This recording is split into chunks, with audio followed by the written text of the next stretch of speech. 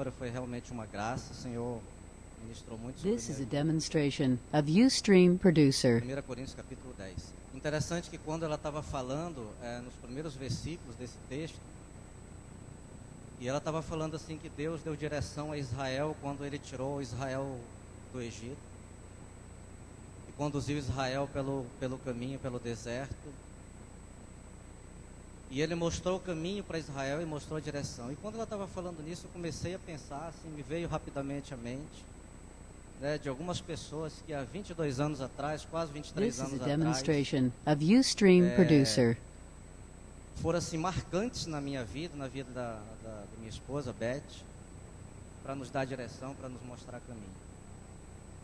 E pela manhã eu só vi uma pessoa, que foi o Domingos, né? A Leonesa, eu acho que estava estudando, né, Leonesa?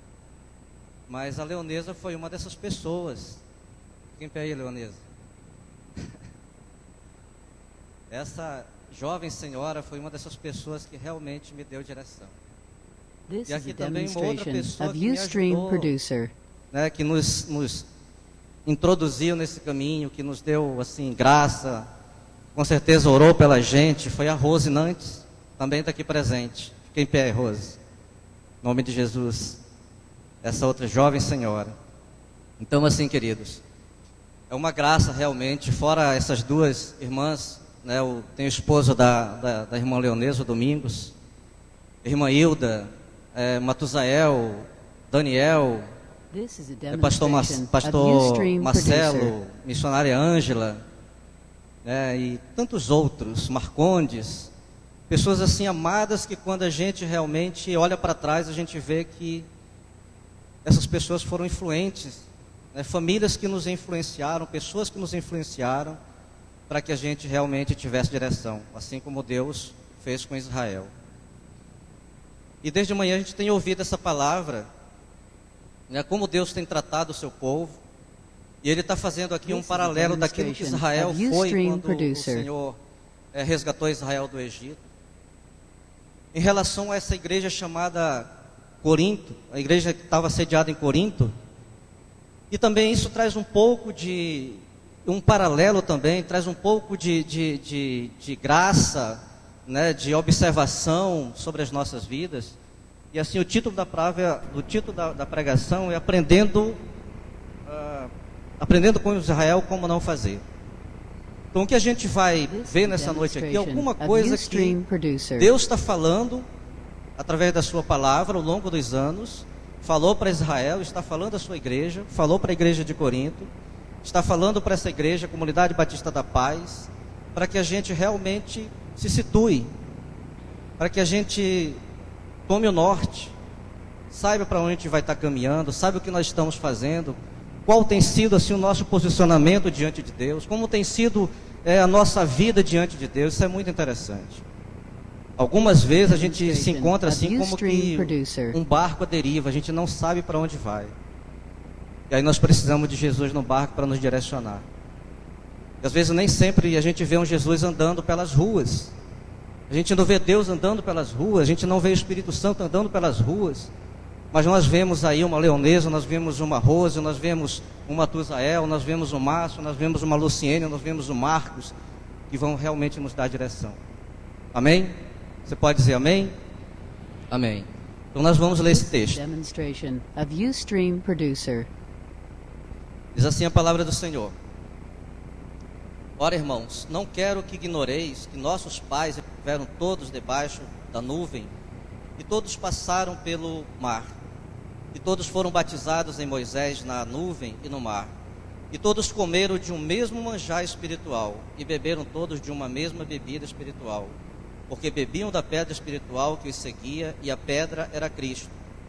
Mas Deus não se agradou da maior parte deles, pelo que foram prostrados no deserto. E essas coisas foram-nos feitas em figura, para que não cobicemos as coisas más, como eles cobiçaram.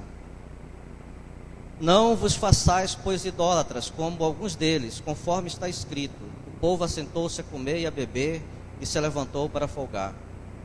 E não nos prostituamos, como alguns deles fizeram e caíram num só dia 23.000. E não tentemos a Cristo, como alguns deles também tentaram e pereceram pelas serpentes. E não murmureis, como também alguns deles murmuraram e pereceram pelo destruidor. Ora, tudo isso lhes sobreveio como figura e estão escritas para aviso nosso, para quem já estão chegados os fins dos séculos. Aquele, pois, que cuida estar em pé, olhe que não caia.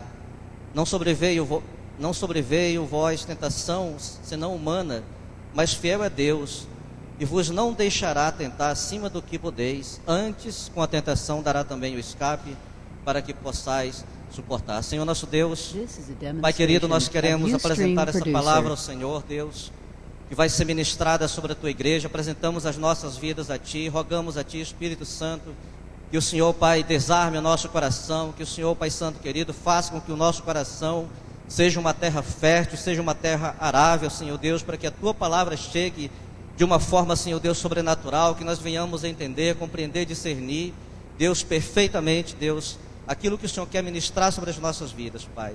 Que nessa noite, enquanto a Tua palavra, Senhor Deus, for sendo proclamada, que haja cura, que haja libertação, que haja transformação, Pai, que haja renovo, que haja refrigério, Deus, para que Teu povo, Senhor Deus, assim seja edificado, Pai Santo querido.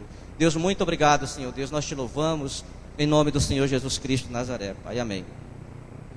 Olha só, queridos, a Bíblia fala assim que Deus realmente, quando Ele fala de nuvem, Ele está mostrando que esse povo, quando saiu do Egito, ele saiu com uma direção certa. Deus, quando tirou o povo do Egito, Ele não tirou ele para vagar a ermo, não foi para uma terra que ele não sabia onde era, mas Ele tirou para uma terra que manava leite e mel.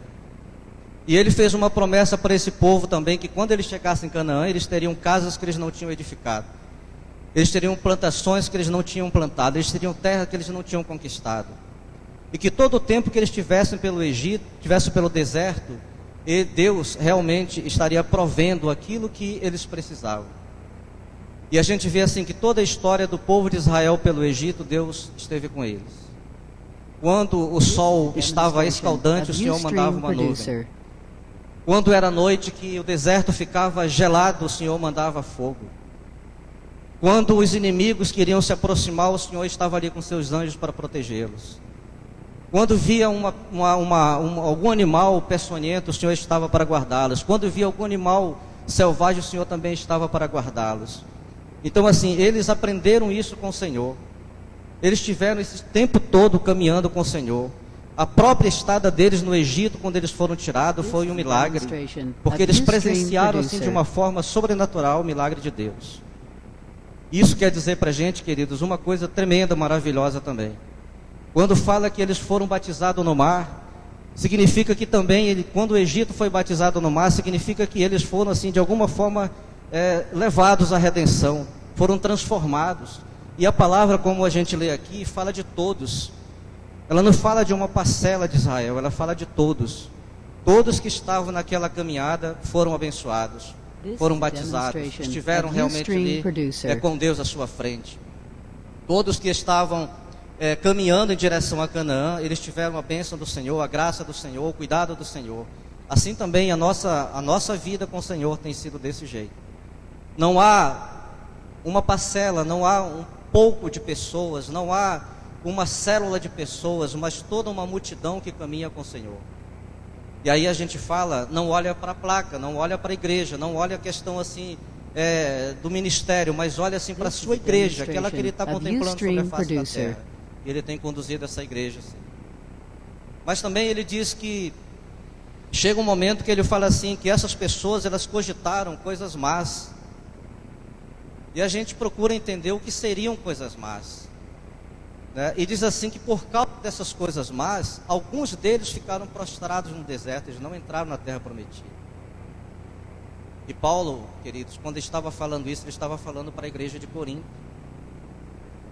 Corinto era uma cidade totalmente pervertida. Se você buscar, pesquisar o que era Corinto, é uma cidade totalmente pervertida, moralmente pervertida.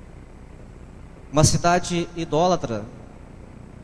Foi esse tipo de pessoas que chegou na igreja de Corinto, quando Paulo passou a primeira vez lá e que anunciou o evangelho, que eles se converteram. Esse tipo de pessoa que começou a congregar. E essa igreja, do primeiro capítulo até o capítulo 5, 6, mais ou menos, você vai ver ali realmente eles buscando, com o apóstolo Paulo, com o irmão Paulo, alguma orientação, né, talvez algum questionamento em relação a isso que eles passavam. E a gente vê assim que a igreja de Corinto, ela cresceu nesse jeito. Muita perversão, muita imoralidade, né, muita rebeldia, muita desobediência, muita independência, muitos questionamentos. Eles não honravam a liderança da igreja. Essa era a situação que eles estavam se encontrando. E aí, o que a gente pode imaginar disso? Quando nos convertemos, quando a gente realmente abraça o Evangelho, quando a gente declara Jesus como Salvador e Senhor das nossas vidas, nós estabelecemos uma coisa: um novo governo. Talvez muitos daqueles irmãos que estavam ali, eles ainda continuavam privilegiando, continuavam primando um governo lá antes da sua conversão, antes da sua entrada na igreja. Havia realmente um paralelo entre a sua vida, né, como um cristão, como uma pessoa convertida, rendida ao Senhor,